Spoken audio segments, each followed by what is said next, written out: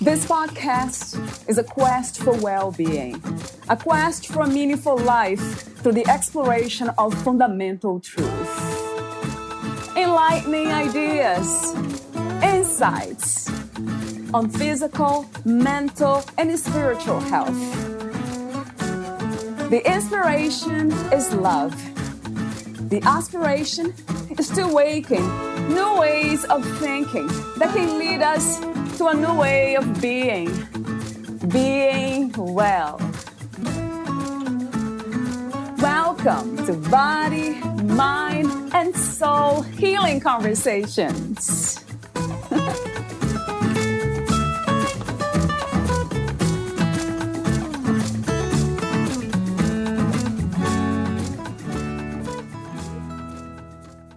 We are not here on earth to be alone, but to be part of a living community, a web of life in which all is sacred. Ceremonies and rituals are powerful tools that promote and sustain healthy changes as we move through life's passages. They help you release old patterns, call in healing energies, bring empowerment to new intentions, honor rites of passage, and connect you with a deeper sense of support and guidance from spirit in your life. Sandra works with you to create ceremonies that best support your intentions and to honor your life transitions in a meaningful and sacred way. As a non-denominational ordained minister of the foundation of the Sacred Stream and Shamanic Practitioner, Sandra works with clients from diverse cultural traditions, spiritual beliefs, and practices. Valeria interviews Sandra Lloyd. She is an urban shaman, shamanic hypnotherapist, spiritual midwife, modern alchemist, ceremonialist, badass cosmic mother, shamanic healer, and speaker. As a certified hypnotherapist through the foundation of the Sacred Stream in Berkeley, California, Sandra has received expert training in depth hypnosis, shamanism, Buddhist psychology, energy medicine, and hypnotherapy. She holds a Bachelor of Arts degree in psychology and sociology. Sandra's path of healing service has been informed by 2 separate diagnoses and recoveries from cancer, as well as her work since 2004, providing hands-on, unconditional support and advocacy for pregnant and birthing women, navigating the complexities of the initiation of birth and passage into motherhood. Energetically holding space in the birth environment and grounded in her connection with spiritual allies, she has been privileged to assist the safe and empowering passages of hundreds of new lives into this world. In the summer of 2014, Sandra journeyed to Peru to join an expedition with Alberto Villoldo and Marcela Lobos of the Four Winds Society. Taking part in daily teachings and ceremonies, led by renowned medicine men and women, deepened her understanding of the ancient teachings of shamanism and of the Kiro. She received the Mune Kai rites of initiation directly from these master shamans and lineage keepers in ancient places of power in Peru's Sacred Valley. Since 2016, Sandra has continued her training in shamanic practices designed for spiritual evolution and healing with Don Oscar Miro Quesada, respected Camasca curandero, an Alto Mosaic adept from Peru, founder of the Heart of the Healer Mystery School, and originator of the Pachacute Mesa tradition of cross-cultural shamanism. As a shamanic practitioner, depth hypnosis therapist, ceremonialist, and birthkeeper, Sandra Lloyd, urban shaman, brings ancient healing practices to guide her clients in addressing challenges that arise in relation to fertility, reproductive choice, pregnancy, miscarriage, labor, birth, and the powerful initiation of motherhood.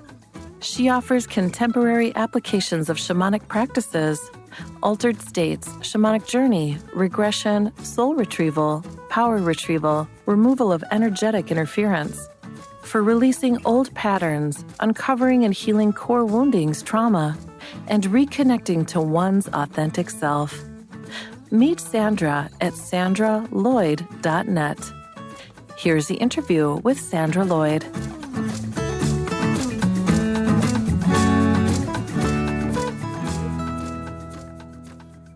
Hello, everyone. I'm here with Sandra Lloyd, and I'll introduce her briefly.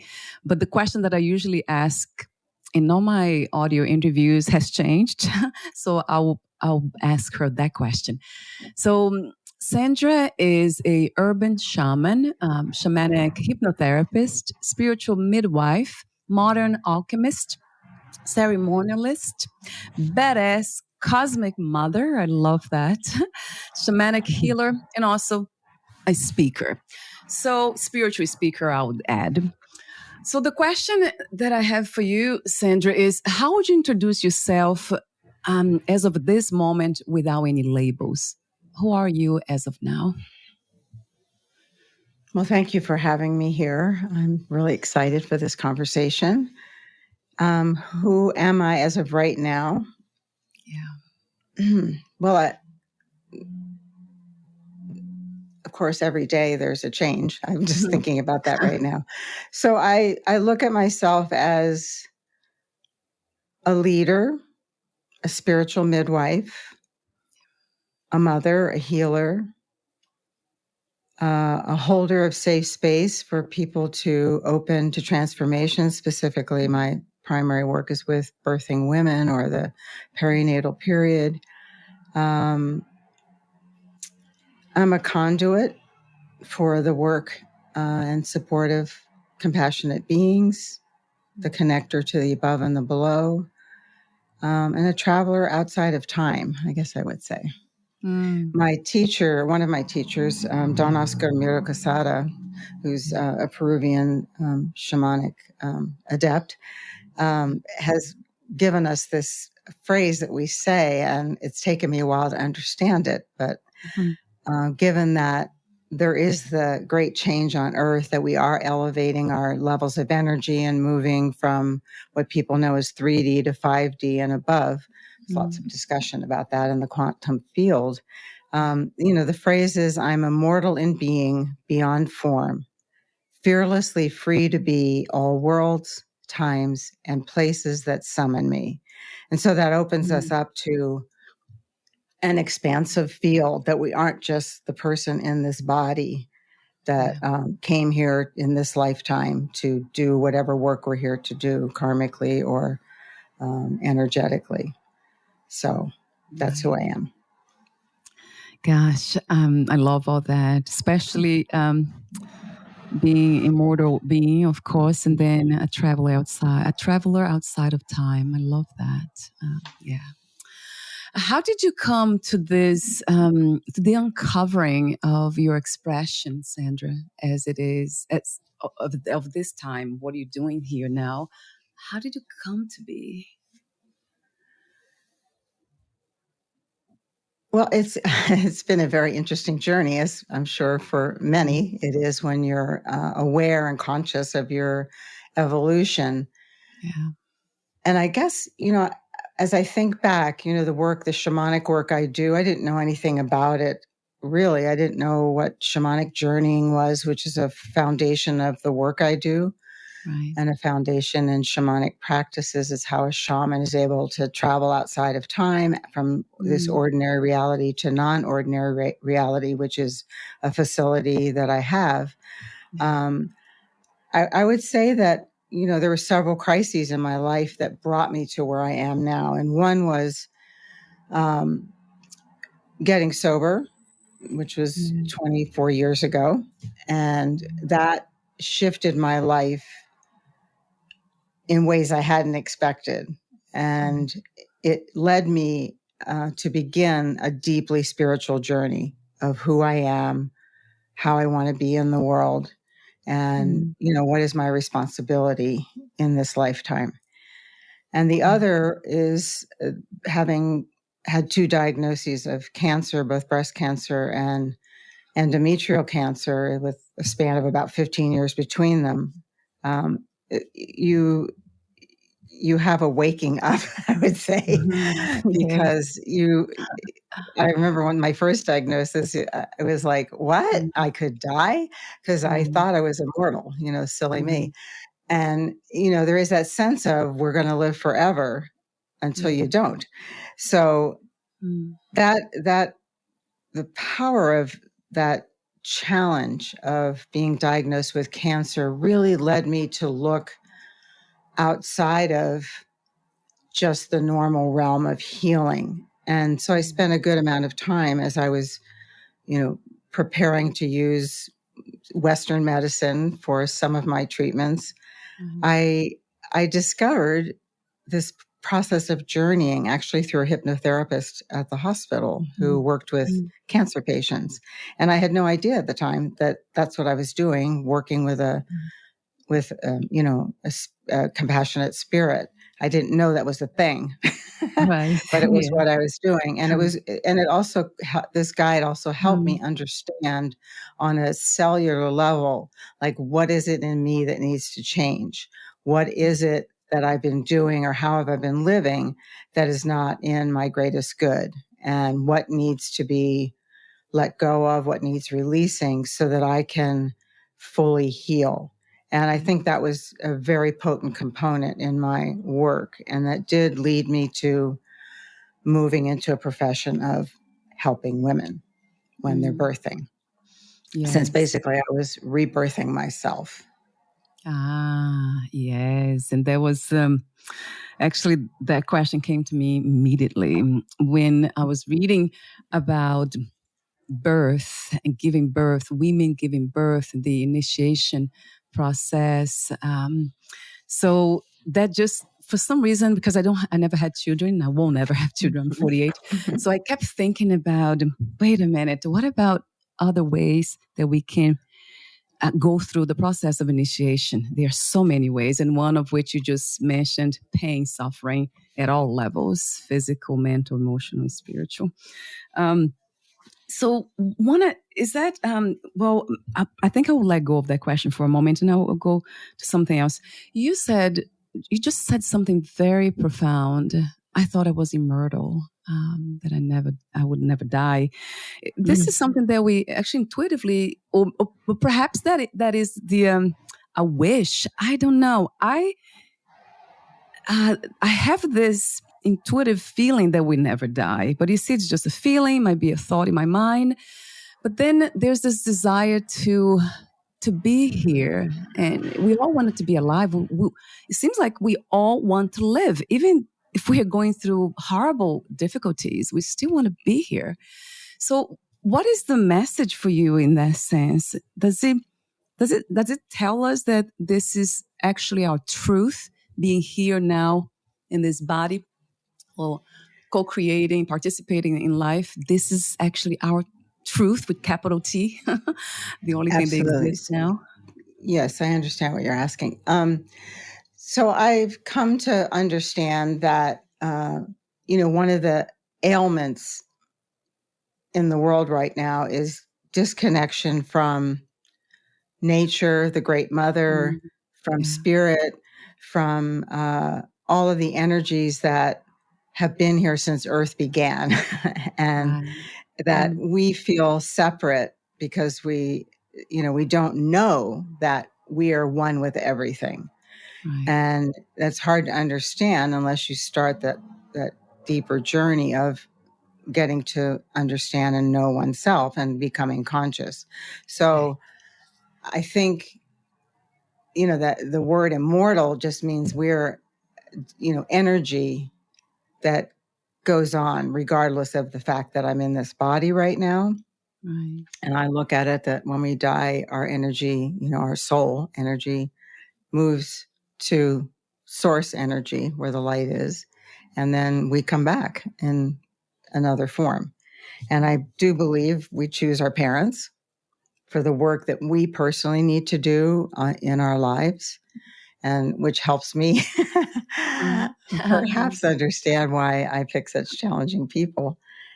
It was part of my spiritual journey. So, I think what, you mentioned that you're not a mother, but, there's so many ways that we create, and like you're doing now with your work.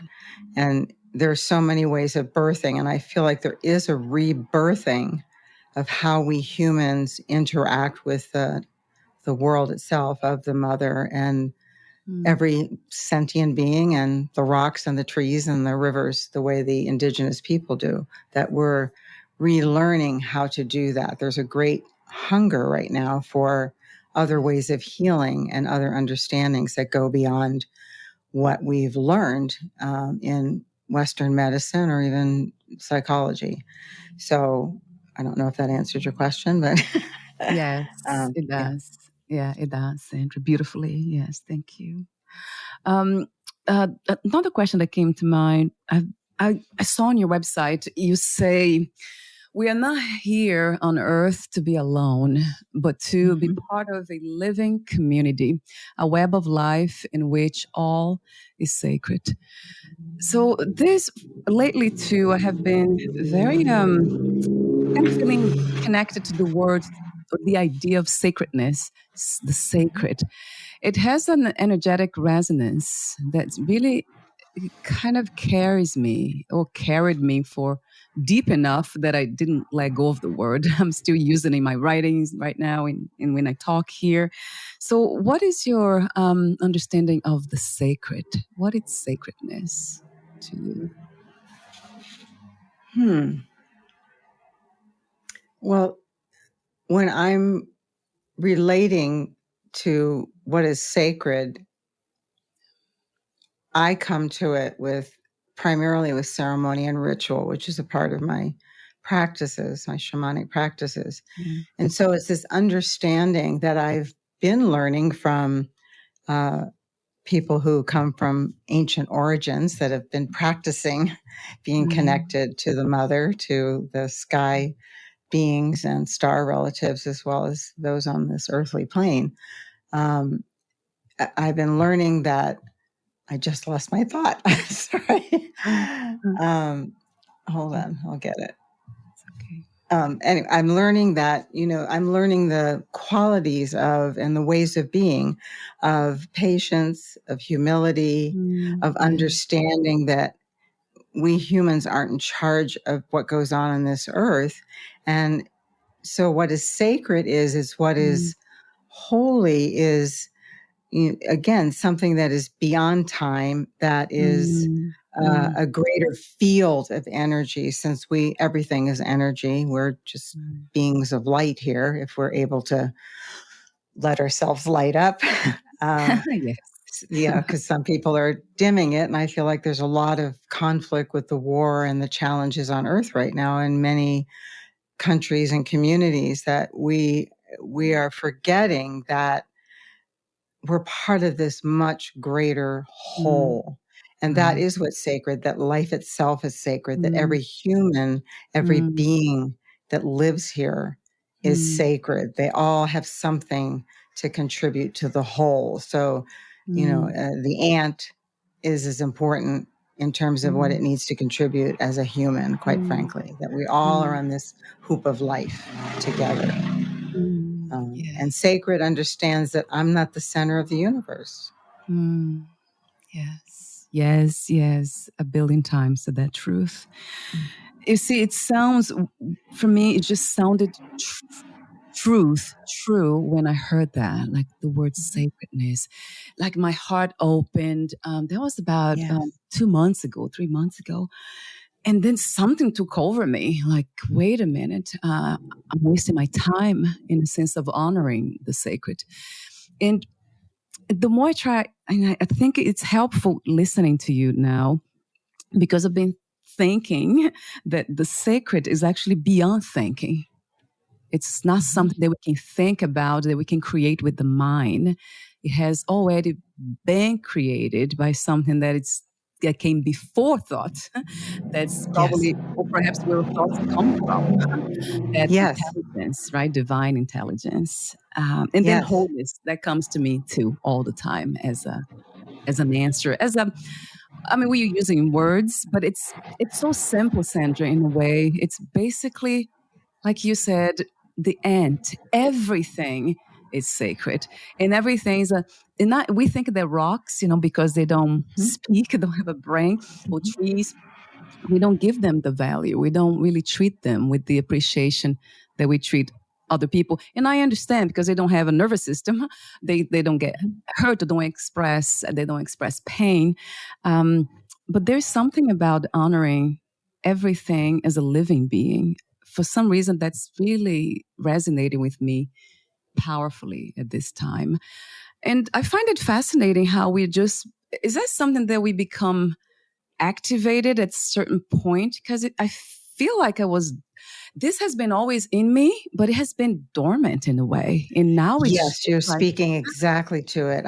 So what's happening, like this time we are on Earth has been predicted by ancient ones thousands of years ago. I mean, this time of what in my teacher's language in the shamanic world as the Pachacuti, which is a world reversal. Like everything is turned upside down.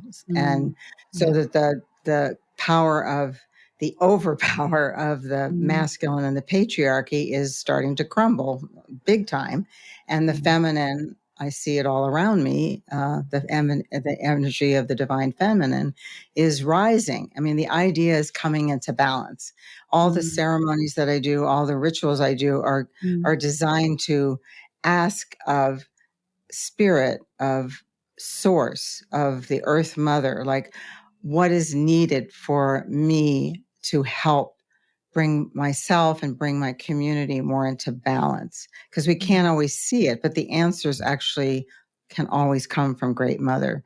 So, ceremony and ritual can be very simple, but it is that time, again, when you recognize there's a bigger field of energy, whether you call it God or goddess or the all or the universe, or you don't believe in any of that even. There is, we were created somehow. We are here now. And I do feel like we are choosing human form to be able to help here on Earth. And, there's a million ways I could go with that, whether we came from the stars, as many indigenous people think and believe and experience.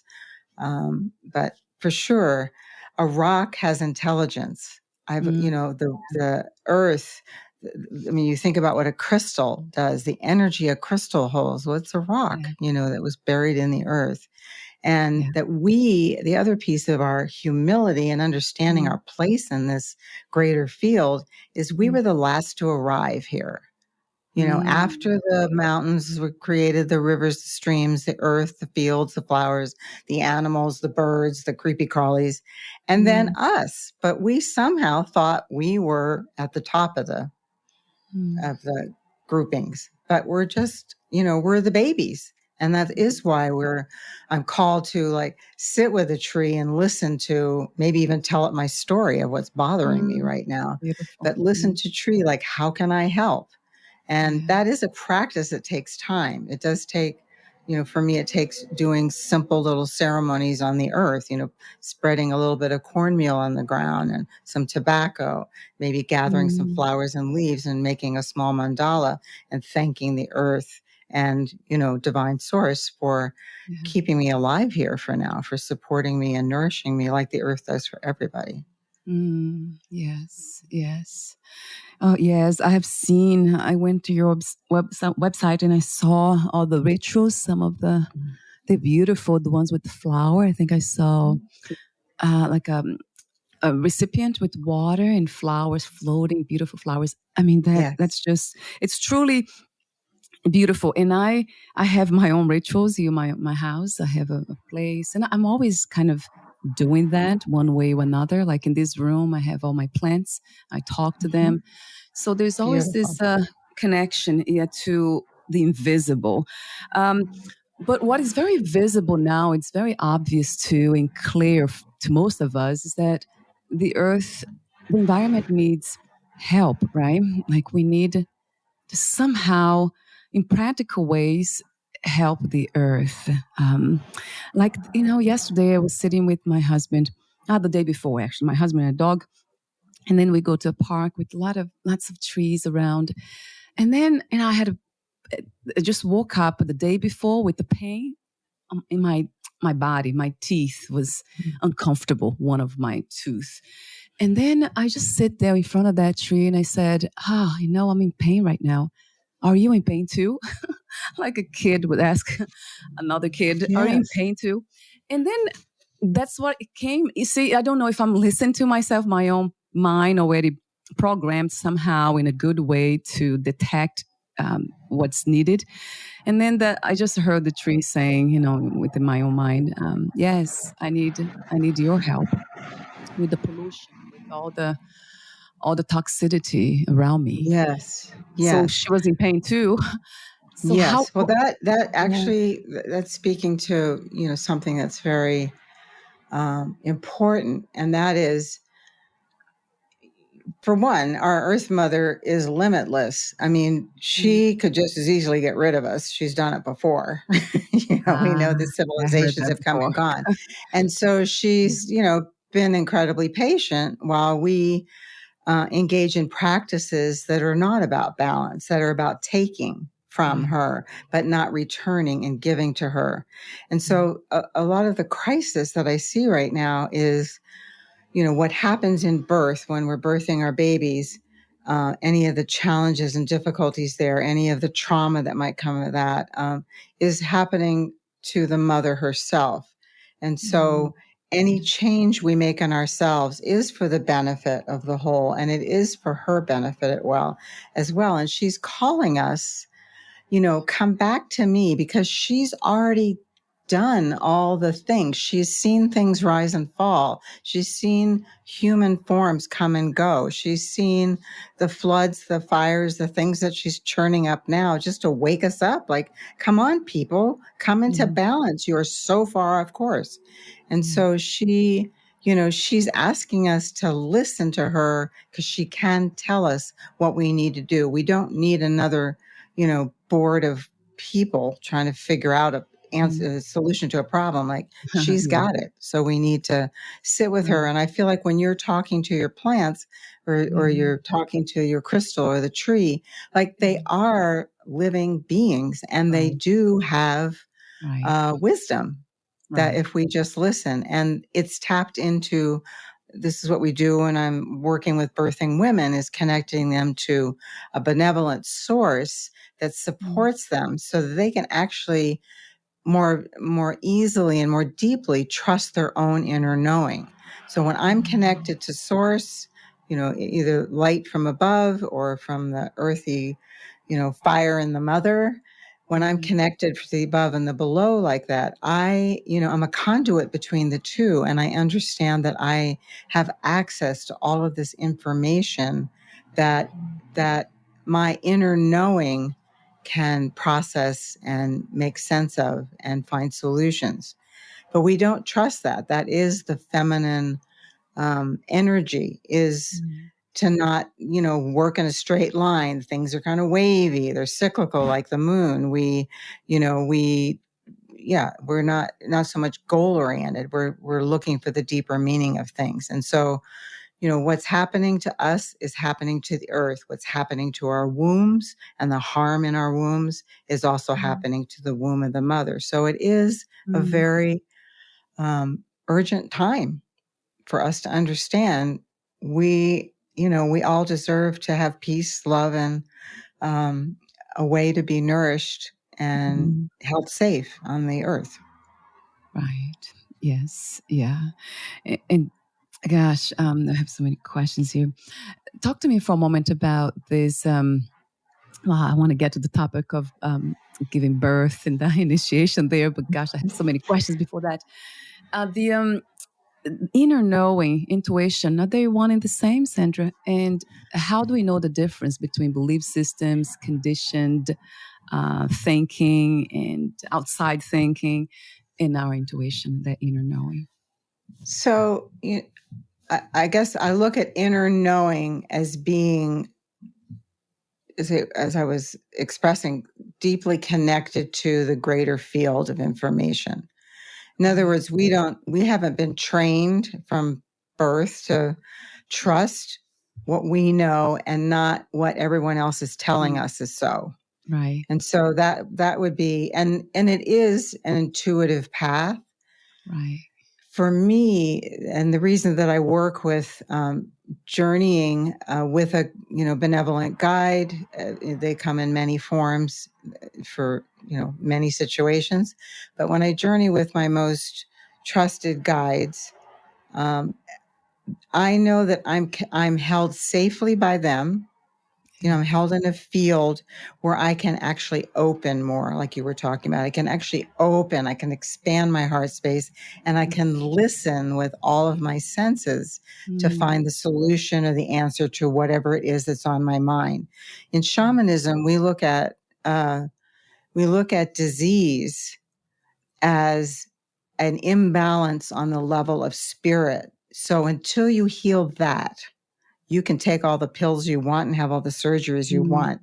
That isn't the healing. It might cure or it might temporarily put things at bay. But really, the wounds we carry deeply from trauma, from childhood abuse, from, the way our parents spoke to us, the way our schools treated us, all the ways that we are pulled away from our essential beingness of who we are. We come in, that's the beauty of being able to sit with women birthing, with the hundreds of women I've been privileged to sit with, is I see a baby come in, and I mean, I know how they're born because I'm there all the time, but I'm still surprised. It's like, how does that happen? Because when that baby comes out, for me, that's like a God shot. Like that is God. That is perfection. Right. That human has come in with what it is they're here to understand and what they're here to be of service to the whole with, and what work they're doing for their ancestors, their immediate family, their community. Because when we work on ourselves, we don't have to do giant things. We can just do small steps of really putting out love and care and compassion, and watching how we use our words and our actions that are actually contributing negativity into the field. There's enough of it. So I hope that makes sense. It does, yeah. And that answered my question on inner knowing. So it's not exactly intuition, but it's an intuitive pattern. It kind of follows that flow. Yes, and I think you mentioned something. There's a very big distinction, is that when we're tapped into that, we are not in the mind. So, I think, I know you have spiritual practices. I'm quite certain you pray. And what we're doing when we practice is, and when I work with someone to journey outside of time, outside of this reality, it's like there's a lot going on in that field of divine energy that we're not having access to so much because we're so caught in our mind. And our mind is really designed, the ego mind is just designed to protect us. So it doesn't want to go to places it doesn't understand. It doesn't want to do something that you learned when you were 3. Don't do that, or mother's not going to love you because you were too noisy. So, we start distorting and twisting away from our true self through our life. And so as an adult, I feel like I'm unwinding and undoing and releasing all of the stories about who I am or who I was told I am. And I'm stepping into the expansiveness of what I'm becoming. And I think that it doesn't, you can be birthing a baby, an idea, a project. There's a million ways to give birth. There's a million ways to create. It's not just with a baby. But, when you talk about what is sacred, sacred is that women, were the ones that were chosen by Creator to be the portal between the spiritual realm and this physical realm.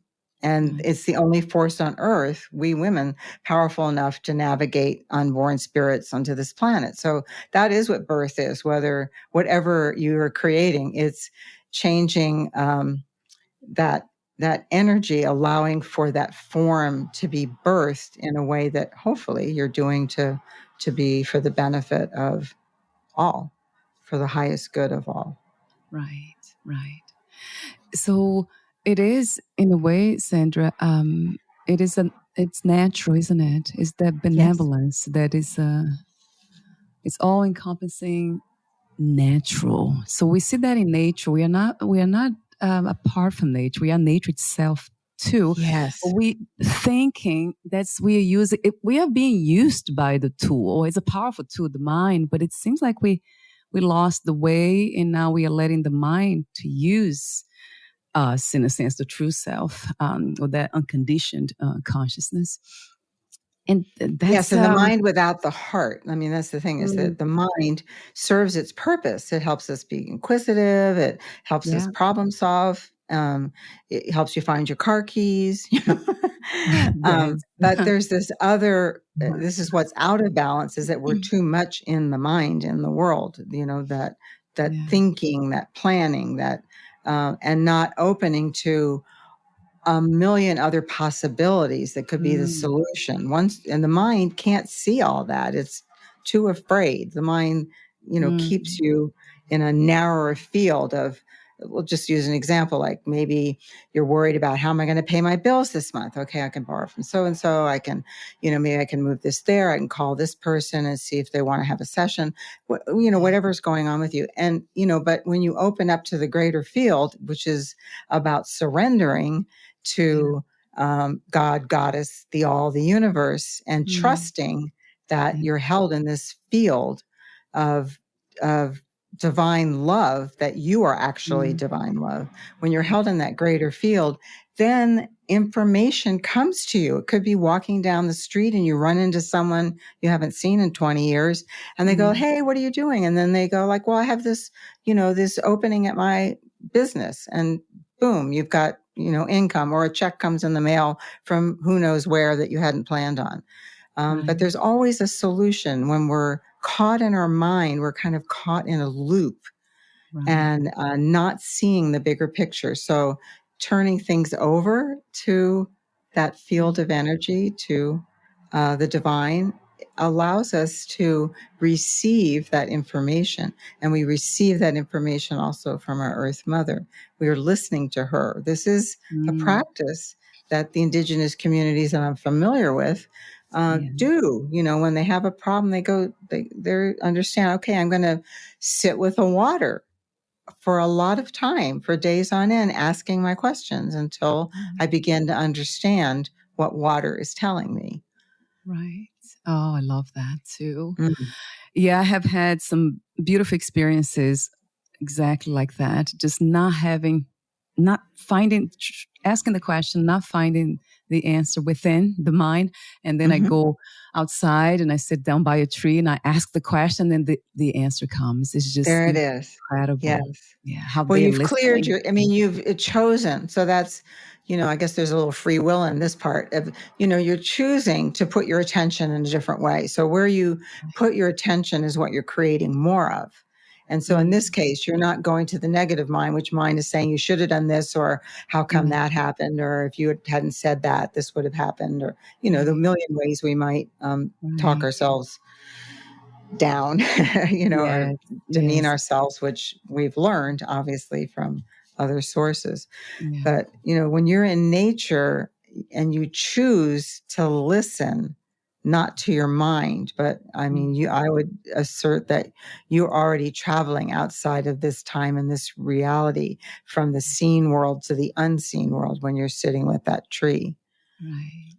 Right. That's exactly how it feels. And it feels very Mhm. natural. I've been doing this since I was a Yes. child, because I had a Yes. very, very tough upbringing too. And then I would just go into nature, go outside in the backyard and just sit with the birds and talk to Yes. the That's sky. it. That's Yeah. the practice. Like, that's Mm. what, children are really good with that. Yeah. Children, they have the imaginary friends, Yeah. they talk to everything. Yes. And Yes. as we get older, we're told that's childish.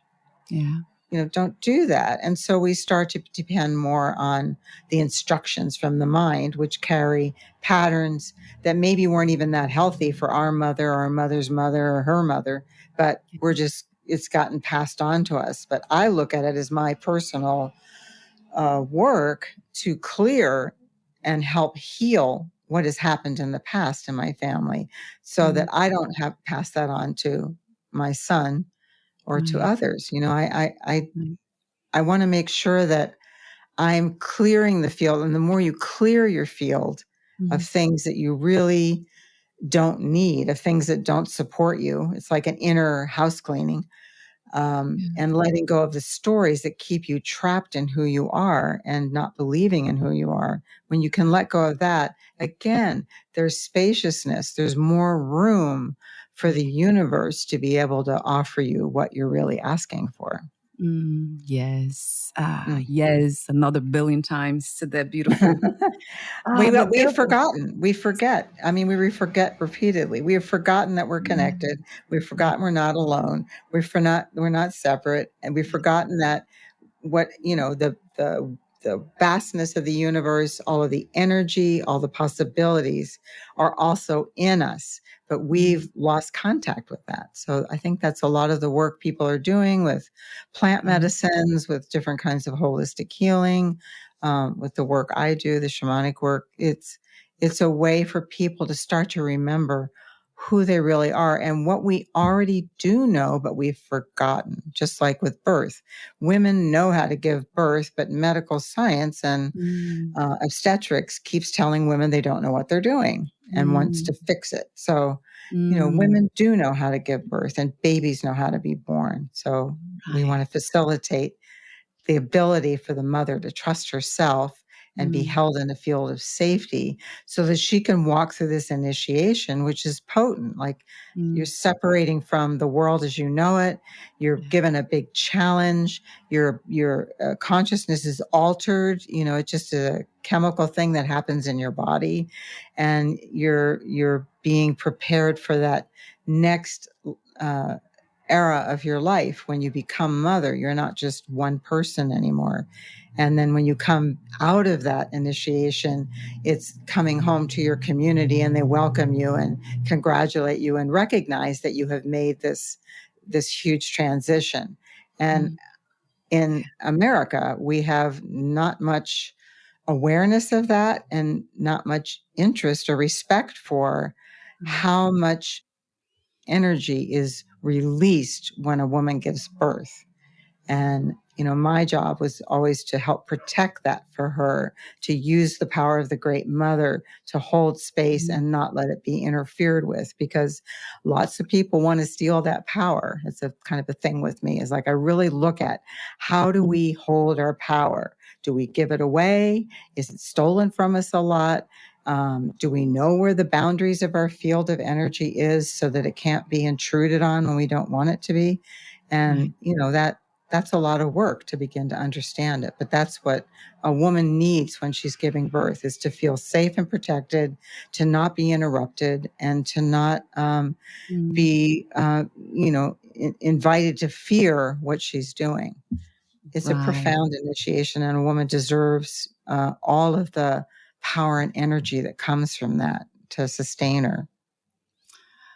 Wow, Sandra, you're doing incredibly beautiful work. I can't thank you enough for being open to it, saying yes to this path. It's a truly beautiful one, because I have heard a lot about the new earth, and if we want to kind of have, let's say, it's not in a sense of fixing or obsessing with the future, but there's something about vision that there's something about that. I love vision. Having it's beyond a dream, right? It's a vision, right? But the visioning is, the shamanic peoples look at that our role here is to dream the new world into being.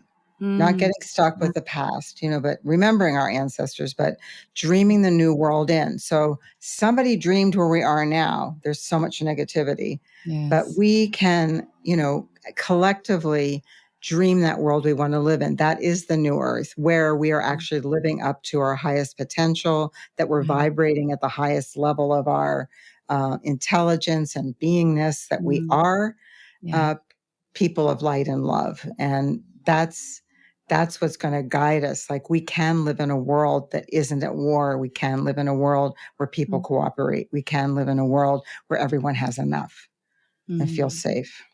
Yes, yes, yes, and yes. And that is so oh yeah. So now I'm thinking here, I'm a student of Vedanta. I have studied a lot of different spiritual traditions. But yeah, I know in the indigenous communities they do talk about the a dream catcher, the dreams. There's something about the vision, the dream. Yeah, that's interesting because in Hinduism, Vedanta is one of my practices too. Is it's almost like they so kind of inspire us to be more outside of the dream in a way. Like this now is a dream, good or bad. Even if this becomes a beautiful earth with, as you said, with a lot of kindness and love, it still comes and goes. So it's not something that will stay here. We cannot hold on to anything permanently. So there's something about impermanence that really resonates with me too, as truth. But at the same time, if as you said, if we are going to dream, if somebody's dreaming here, so why not dream a beautiful dream? Yes. Why not? That's the question. Why not? Yeah. When we're in the mind, when we're blocked from our dreaming, so to speak, we're not accessing all that is. And we do have access to it. We just don't have a lot of practice with it. And so, using that, also having that understanding that you mentioned of impermanence. Yes, everything is always changing. Yeah. Constantly, nothing stays the same, but we get very attached to how it is. And then we put ourselves, as I'm sure you understand in your practices, that we create our own suffering because we can't let go of where we've comfortably come to or uncomfortably come to, and we just stay in that and we resist. So, just like in birth, it's like if you're not resisting the intensity of what's happening to you, then it tends to go much more easily. When you don't interfere and fight against, problematic things, when you just allow yourself to open and release, it does require trust that you are going to be held. It does require trust that the greater good is at play here. And it's hard for a lot of people to see that when there's so much negativity. Yes, when they are mired in fear. So trust, surrender. And the articles you sent to me was kind of caught my attention, what they said here about vulnerability. So that's part of the process, initiatory process of giving birth. Yes. Vulnerability. And that will really, in a sense, will also birth incredible power. So the more, and that's what you just mentioned, and I'm wondering why. So there are some forces that the article calls like forces that they are trying actually to get that power away. They're trying to reclaim that power to kind of. So that's an interesting thing. What's happened with us humans at that level? Why do we want somebody else's power? We are not in touch with our own power. What's the reason for that, Sandra? Or what's your understanding? We're not in touch with our own power. And I would say a lot of that is, or most of it is, conditioning from, our experiences of birth, because we do remember our birth. You might not call it to mind in this moment, but our body experienced it, and our body remembers everything that's ever happened to it. If you believe in other lifetimes, it remembers that as well. So, things are held there, that all the ways that we were told who we are isn't good enough. And just the way people are talked to when they're growing up. Don't do that. You're too loud. You're stupid. How could you do that? Why can't you be like your sister? I mean, there's a million things. Don't bother me right now. I don't want you here. We learn to, to keep those things in us, and so to move outside of that, to let go, to to open to other possibilities, is hard because, again, the mind interferes. The mind gets in the way. It goes like, wait a minute, I don't like where we're going. Like in the work I do, when we connect a woman with her understanding of Great Mother, which is done through a guided journey that was developed by Isa Gucciardi at the Foundation of the Sacred Stream in Berkeley. It's very specific to connecting to you to a power greater than yourself. So that's holding space for you. So yes, people, I would say, like, my parents stole power from me because what they're lacking, they're going to try and take from me. That was my experience. Your boss can steal power. Your partner can steal power. And so, when we talk about people that are codependent, it's really one person's taking and the other one's willingly giving it over and not protecting their own field. So, I mean, a lot of people that are in the healing professions get exhausted. We talk about this for sure, because they're giving, but they're not protecting their own field. So what I understand is I have to be grounded in the Earth Mother, and I also connect myself to the upper world, to Source, to the light, that birthed us. And I have my ritual and ways of calling in a benevolent guide that I work with. In this case, we're talking about the Great Mother. And then in that field, I am protected because it's not in anyone's highest good to give away your energy to allow people to steal it. And that happens all the time. It happens all the time in families, in relationships, in our society. And people get used to having power and just want more. But the power is for you to serve the whole, to serve humanity, to serve your community. For you to be empowered means you are, in your body, connected to earth, sky, fire, water, and that you are able to, in this field of energy that's yours, you're birthing your information, your way of being, your wisdom, your medicine into the world. And I would say most of the people that I work with that come to me, at least in the beginning, are completely unaware of their own field of energy. Yes. Yeah, that was very insightful what you just said. So in a way, true power has to do with, I would call it a holistic well-being, where we're just kind of helping the whole. It benefits the body, mind here, and then my family, and then my community, and then the world at large, and the environment, of course, the earth, everything. So yes, that any work really you do on yourself is for the benefit of the whole. So any work you do. And the thing about power is not power over. And that is the masculine archetype, is you want to get more. And we're women have been raised with the patriarchal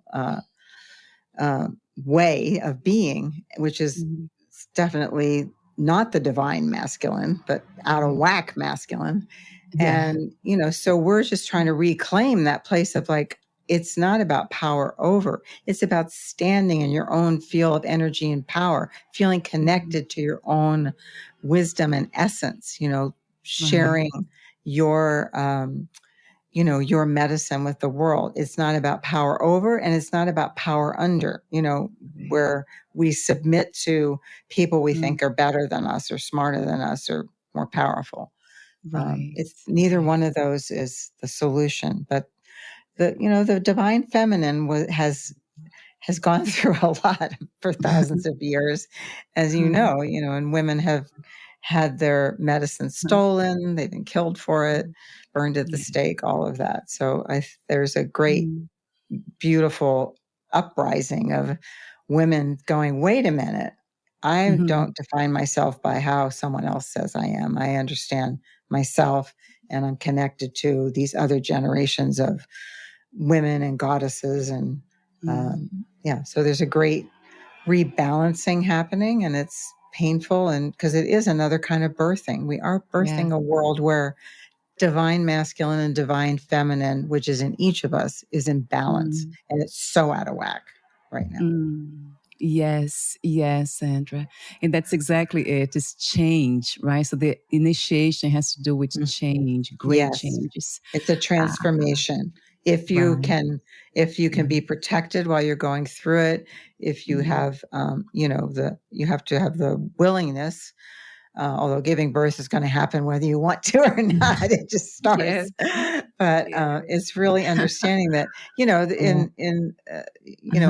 in some tribes, it might be that the young man, when he's coming of age, gets sent off with a blanket and, his bow and arrow, and he has to be in the wilderness for a couple of weeks. And when he comes back, he's had to fend for himself, figure out how to take care of himself outside of being in the family, and really connect with nature and with his own power. And then when he comes back, he's celebrated, like, welcome, you did it. And, you've moved through into manhood now.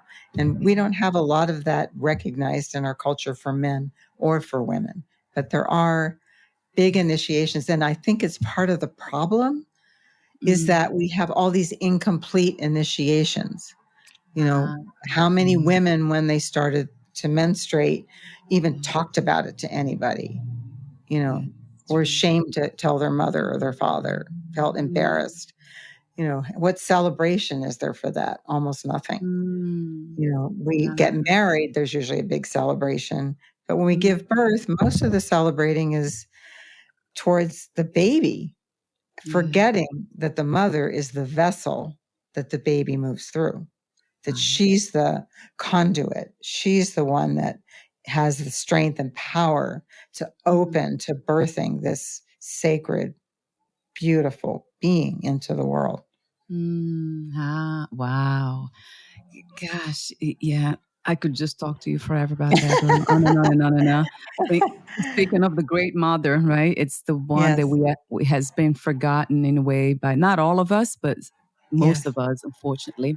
And so we are not honoring it's almost like the earth, not almost, I feel that way, has a soul. It's a being. So it's a living being with a soul. It's the earth's soul that has been forgotten. And we were birthed from her. We have to remember that. We're nothing without her. She feeds us, she holds us, she loves us unconditionally. Great mother is the one who loves you exactly as you are, and that you can let go and have her use her power to hold you while you go through what you need to go through. Yeah. And the earth is talking all the time. It's not hard to see that the fires, the floods, the storms, the volcanoes erupting. I mean, the things that are happening are, I believe, are Mother Earth's attempt to tell us, to like shake us and say, wake up. You people are depleting me. You're trashing me. You're stealing from me, and you're not having reverence for life itself and for me. And you're way off track because you're off in your minds thinking that power is the only thing that's important. Right. So in a way too, Sandra, if it is to put in a more natural way, it's actually a response. It's not really trying to hurt, to try revenge, or trying to fix anything. It's really responding. Right. It's very natural. So just a response to what's happening to her. Yes, and our imbalance, the way we are so imbalanced ourselves, like with masculine, feminine being so out of whack. Only one way of thinking is celebrated, which is, from the mind, not the knowingness that comes from other sources, from within and from connection to the divine and nature. Yeah. So she's just like, when I look at how much fierceness is coming from her, like the louder she's getting, is like, you aren't listening to me. You aren't taking care of me. You're not even trying to do much to deal with climate change. You're not trying to be at peace with each other.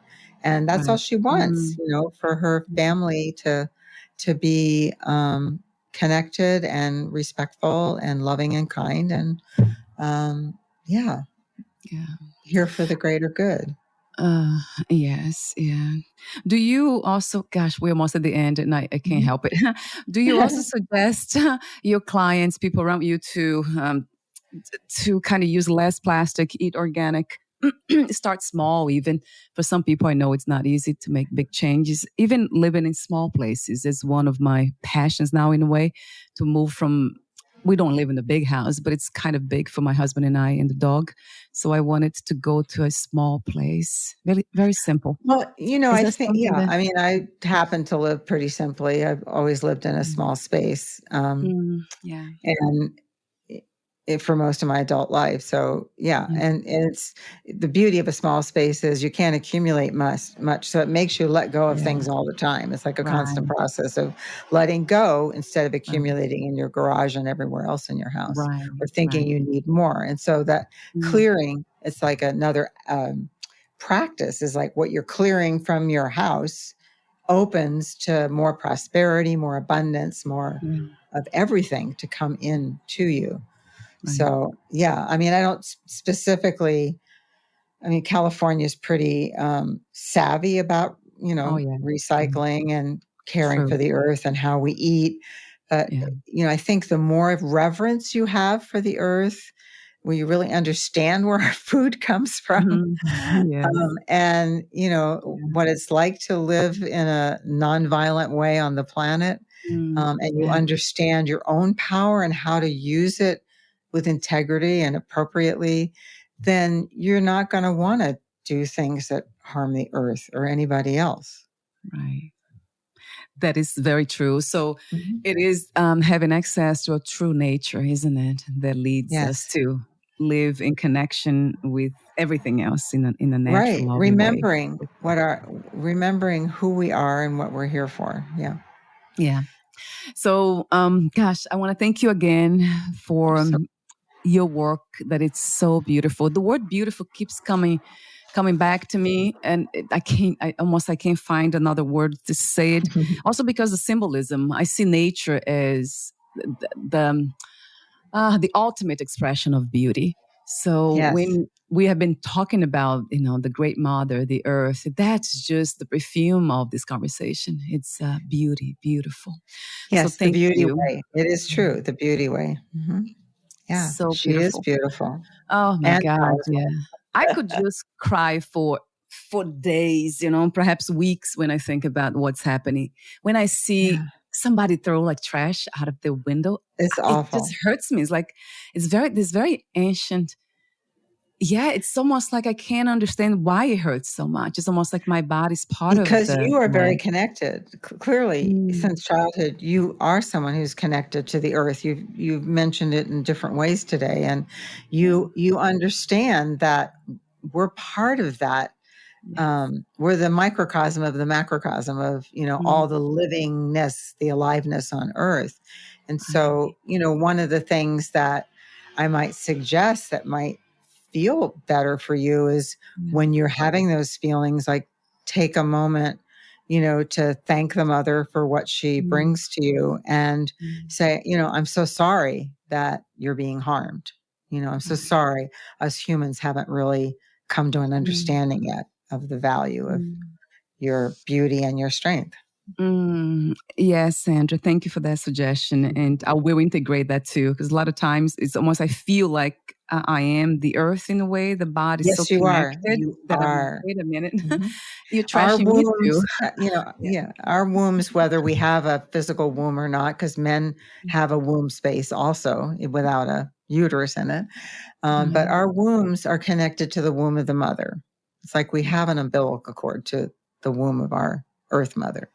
And Right. so you're feeling Mm, her pain and yeah. she's feeling yours. Ah. Yeah. Yeah. Thank you so much. You're I mean, welcome. what can I say? I'm almost, getting a little emotional. Well, it Ah, is emotional. I'm yeah, actually beautiful. glad to hear that because it is an Yeah. emotional thing. That's a good thing. We're recognizing we're not blind. You're not blind to the what's happening, Right. that our greatest resource is being harmed and depleted.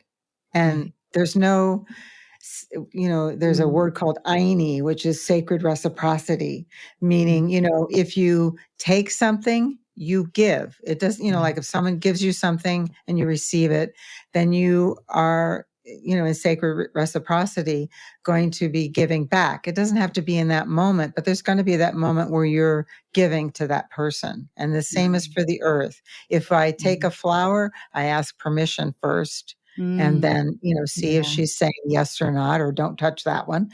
And then I thank her for allowing me to do that. Yes.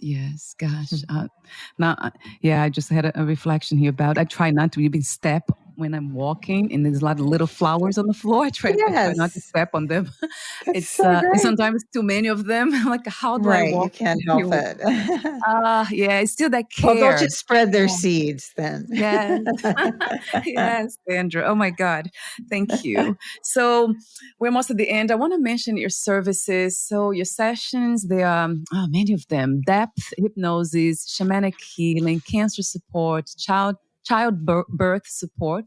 And you also offer Zoom sessions on Tuesdays, from Tuesdays to Thursdays. Yes. And also in-person sessions available from Fridays and Saturdays. Yes. And you also offer a free 30-minute consultation, which is wonderful for those curious about what your work is about. I mean, your energy is so beautiful. I love being in your presence. It's almost like good for, it's good for someone to understand, whether what I'm offering is a fit for them, and I also do ceremony. I do, personally crafted ceremonies for people who are going through a life shift. Might be wedding, divorce. It might be having a baby. It might be the death of someone close to them, the changing professions, whatever it is that they want to, honor that transition. Then I craft ceremonies for that. And I also really love clearing space. So people's homes or their offices, it often comes up with when someone's having a baby that they take a room that was used for something else, like an office, and they turn it into the baby's bedroom, forgetting that all the energy of what was going on in that business and that office is still in that room. So all the arguments over the phone, the contracts that didn't get signed, whatever it is, that's still there. So, and if you're going to put this newborn in there, I believe you've got to clear out, create the field around that place that's going to be protective. And then you can bring the baby home. That's my personal prejudice. I love that. Yeah, it's to me, it almost sounds like common sense, but I know not everyone thinks that way. So what's the best place to contact you? Would that be the website, Sandra Lloyd? Yes, there's a page, the last page, where you can connect with me through email, which is urbanshamansf@gmail.com.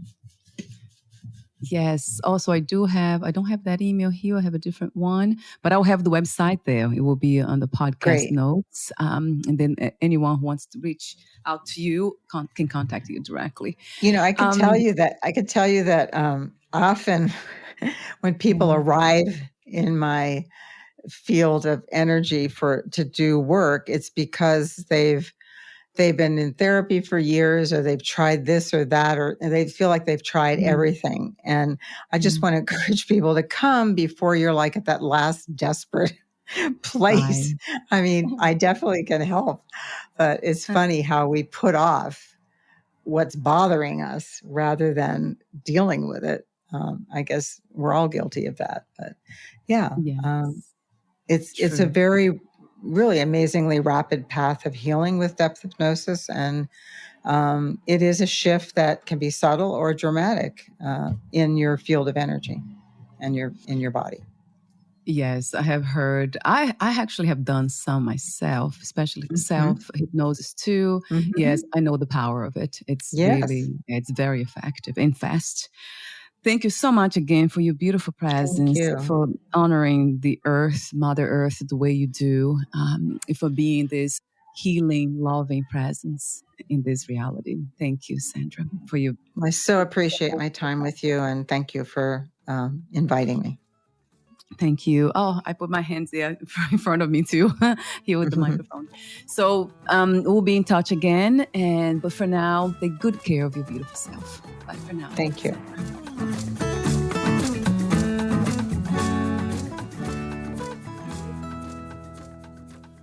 Thank you for listening. To learn more about Sandra Lloyd and her work, please visit sandralloyd.net.